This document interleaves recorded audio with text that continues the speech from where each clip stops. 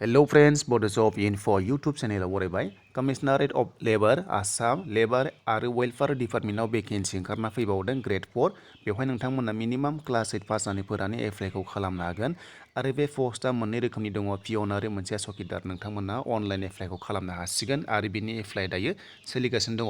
दा जों थांसे गोबाव खालामालासिनो जों अफिसियेल पेजआव फैनानै जोङो नटिफिकेसन नायनोसै। नोंथांमोना आं होदों लिंकखौ डिसक्रिपसनाव थांनानै डाइरेक्ट फैनानै नैबे पेजआव नोंथांमोना नायनो हागोन भिजिट खालामनो हागोन आरो एप्लाइखौबो खालामनो हागोन। दा जों गोबाव खालामालासिनो जों डाइरेक्टलि नायनोसै अफिसियेल नटिफिकेसन। दा बेवहाय सोर सोर एप्लाइखौ खालामनो हागोन नोंथांमोना बेवहाय गासैबो डिटेल्सखौ मोनगोन बेनिखायनो भिडिअखौ जोबजासिम नायलांदो। नैबे जाबाय अफिसियेल नटिफिकेसन लोगोफोर बिनि एप्लाइआ दायो सोलिगासिनो दङ आरो बिनि एप्लाइनि लास्ट डेटआ 14 फेब्रुवारिसिम थाहैगोन। दा पस्टआ मोननै रोखोमनि पियन आरो चकिदार बिनि गेजेराव रिजार्भेसन होनाय दङ भेकेन्सिया नोंथांमोना नैबेवहाय नायनानै लादो। दा फार्स्टआवनो जों मोन्दों बेहाय सिरियेल नाम्बार 1आव जोङो पियन मोन्दों बेनि भेकेन्सिया गासै दङ 7 दङ। दा बिनि गेजेराव आनरिजार्भ बेवहाय दङ 2 आरो दङ बेहाय अबिसि फोरनि थाखाय एमअबिसि फोरनि थाखाय 1 दङ आरो एसटि फोरनि थाखाय बेवहाय 2 दङ।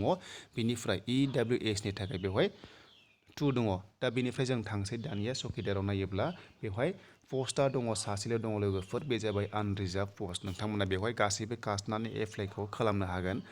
बेवहाय हिन्जावफोराबो एप्लाइखौ खालामनो हागोन लोगोफोर बेवहाय माने एज बार रुल होनाय दङ नोंथांमोना एप्लाइखौ खालामनो हागोन हिन्जावफोराबो।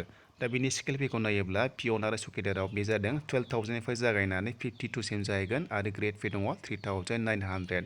दा बेवहाय एप्लाइ खालामनोबा मिनिमाम क्लास 8 पासफोरानो एप्लाइखौ खालामनो हागोन गासैबो क्लास 8 पासफोरानो एप्लाइखौ खालामनो हागोन 10 पास हायार सेकेन्डारि पासफोराबो बेवहाय एप्लाइखौ खालामनो हागोन।